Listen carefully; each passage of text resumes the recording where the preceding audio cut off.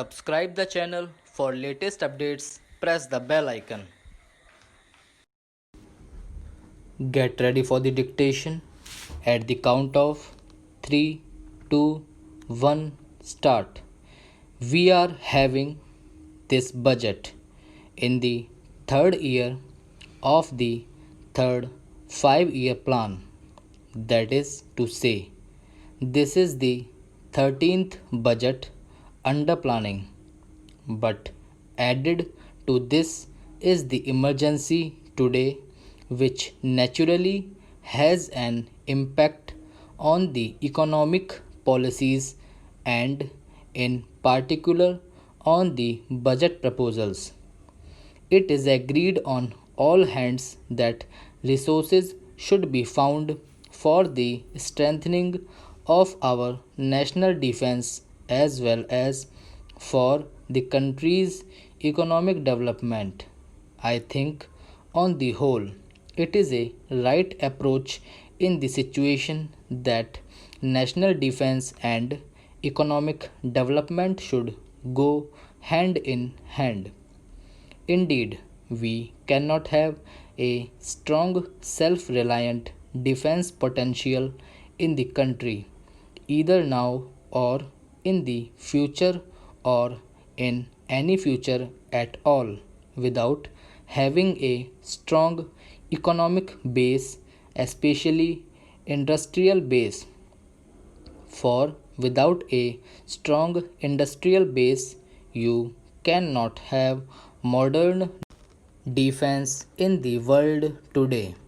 Therefore, on the whole, it is a right approach, and I think we all should stick to this approach instead of trying to counterpose any one against the other. Therefore, on that score, there is not any controversy whatsoever, but there is ground for controversy when you come to the budget proposals. The tragedy of the present budget is that it heavily penalizes the patriotism of our people. It seems that those who have formulated the budget have taken into their heads that the legitimate sentiments of the people for strengthening the defense of the country, as we all stand for strengthening the defense of the country, could be exploited in a manner which is in a large measure against the interest of the people as well as against the interests of the defense economy. I wish to make it very clear that defense has two sides: weapons and equipment on the one hand, and the human side as well as the labor power of the working people on the other. I think we cannot conceive of a strong defense in conditions of discontent, privations, sorrow, and suffering.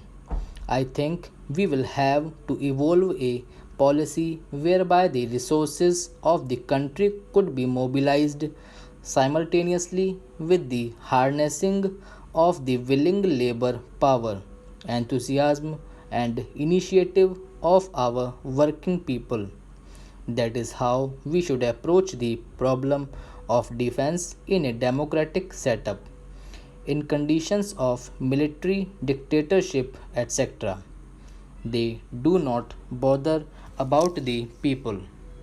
Somehow or other, weapons and equipment are brought from outside, and some kind of defense is built up, which means, in fact, that when you go in for such a thing, you surrender your entire independence.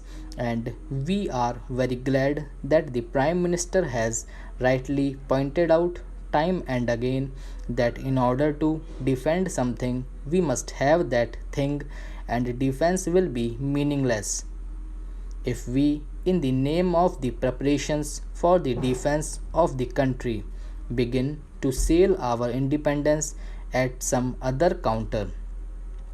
Such is not, fortunately, the policy of the government as we understand it, and such can never be the policy of the government. Therefore, there is national agreement on the question of defense and also on the question of economic development, although it has been raised by some people that in order to prepare the country for its defense, we must abandon some of our good objectives in the plan gradually and prune it.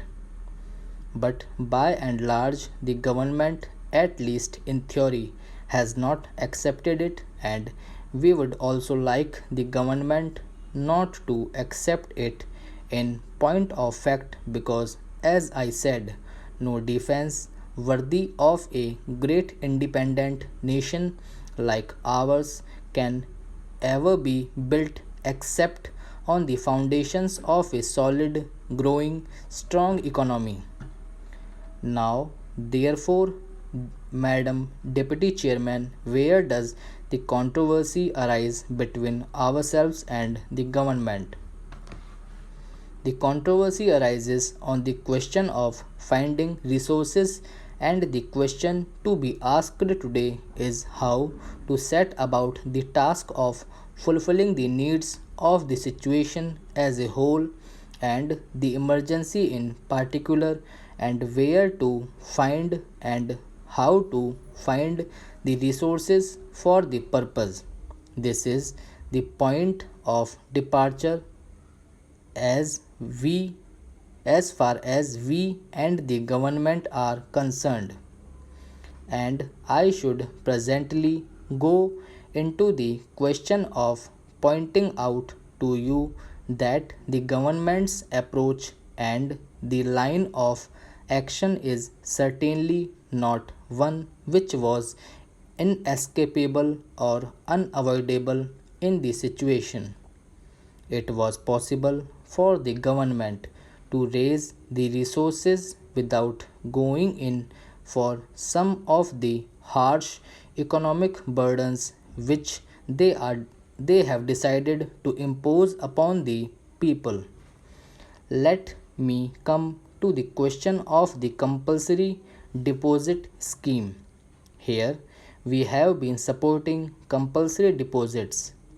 In fact, we have been urging upon the government to introduce some such schemes as would enable them to tax the resources lying with the former princes, multimillionaires, big businessmen, and other sections of the wealthy people. They have got plenty of accumulations. Our quarrel is not with the system of savings scheme as such,